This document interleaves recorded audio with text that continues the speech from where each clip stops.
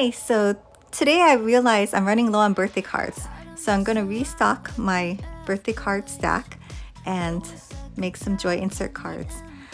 So I'm switching from Maker to Joy and I'm going to projects. And the cards I'm using are 4.25 by 5.5 inches. And these are the Joy insert cards in Charm Sampler. So I typed in birthday because I'm specifically looking for birthday. And I have 3 in mind, like this one. And just make sure that you click save, that little bookmark. Then I'm gonna go back, switch back to Maker, and then go back to projects. And this time I'm gonna go to saved. So everything I saved in the Joy side is still saved here. So I'm gonna select the size, 4.25, and click make it. So this card, it says it needs a 0.3 fine pen. I don't have a 0.3, but I do have a 0.4, so I'm gonna try that and see how it turns out. And this may be an updated way that I'm doing it, but the way I'm gonna do it this time is I'm gonna put the crease of the card on the 6-inch vertical line.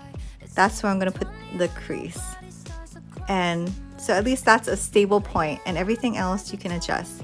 So I make sure the design's a little bit over the 1-inch horizontal line and a little bit under the 6-inch horizontal line, and equally distant to the right of the 10-inch vertical line. I hope that makes sense. It will in a second, but as long as you know that the crease is on the 6-inch vertical line, it's easy to adjust everything else. Okay, now I'm gonna select cardstock and insert my black pen in slot A and go ahead and cut.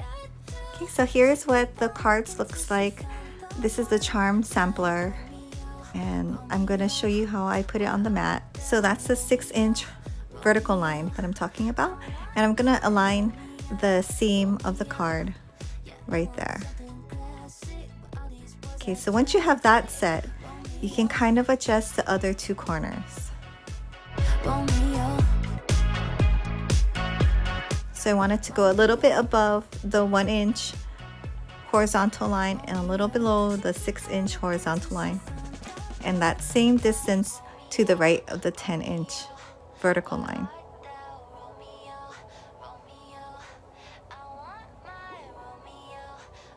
Okay, once it looks good, we can put it in. I forgot to use my brayer this time, but yeah, the brayer really helps. Okay, now I have my pen. This is a 0.4 fine tip pen, and I'm gonna put it in slot A. Tired of messing around with the F-boys. It was a good job, get me employed. Okay, I'm gonna put the cap back on my pen and take out the paper. And I always remove the mat from the paper to prevent curling.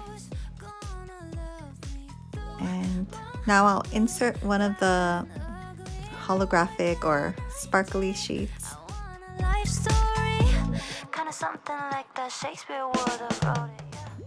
I think I missed a couple of the little holes, so I'm just gonna remove those. Okay, so this is what this one looks like. And we'll go to the next card.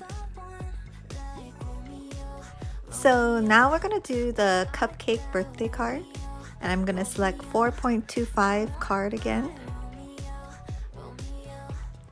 And just so this doesn't get repetitive, I'm gonna fast forward through most of this, but just aligning it to the 6-inch vertical line and evenly spacing it to the right again.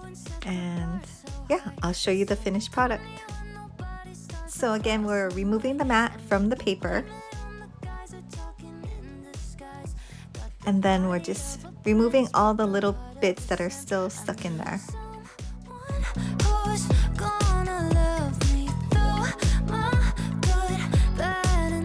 Okay, so let's try this purple star confetti background.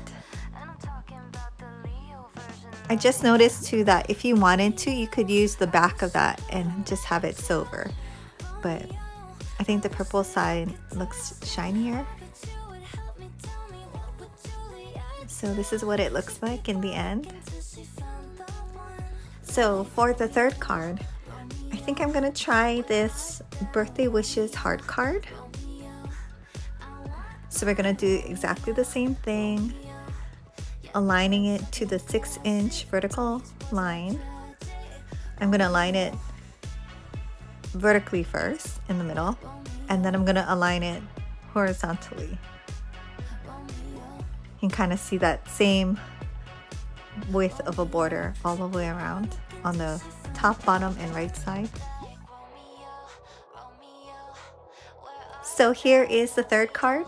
I'll insert a photo of all three together, but thanks for watching and I'll see you next time. I want something classic, but all these boys are trash.